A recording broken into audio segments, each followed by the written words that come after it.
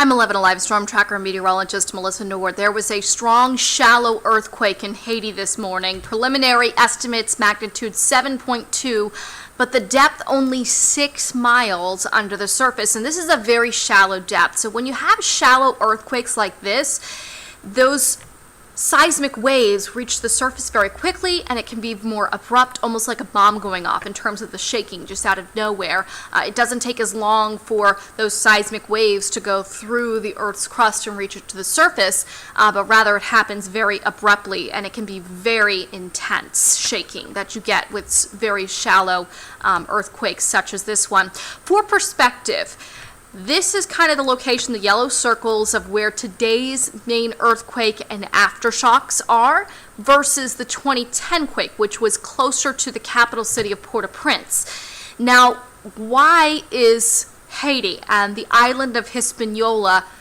very vulnerable to earthquakes? Is because it sits between two tectonic plates, the North American tectonic plate and the Caribbean tectonic plate. And within the island of Hispaniola, you have some smaller faults. And the one that the 2010 quake was, and the one from this morning likely was as well, was along this Enriquillo fault. Now, this type of fault, we have different types of earthquakes that can happen. This type of fault is a strike-slip fault. So if you think about the two little plates along the fault zone, they move like this. It's not like this, a thrust, where we can end up getting tsunamis, but it would have been a very quick release of a lot of energy. So the earliest estimates from the U.S. Geological Survey is that there potentially could be significant fatalities. We're seeing a lot of building collapse photos and videos already circulating on social media.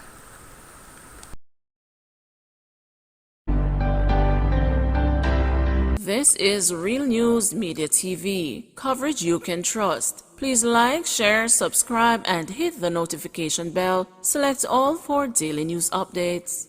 Major earthquake felt across Jamaica.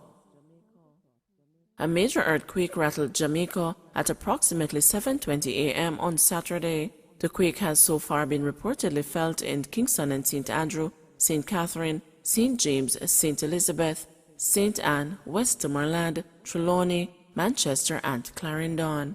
We will have more on the magnitude of the earthquake later this evening.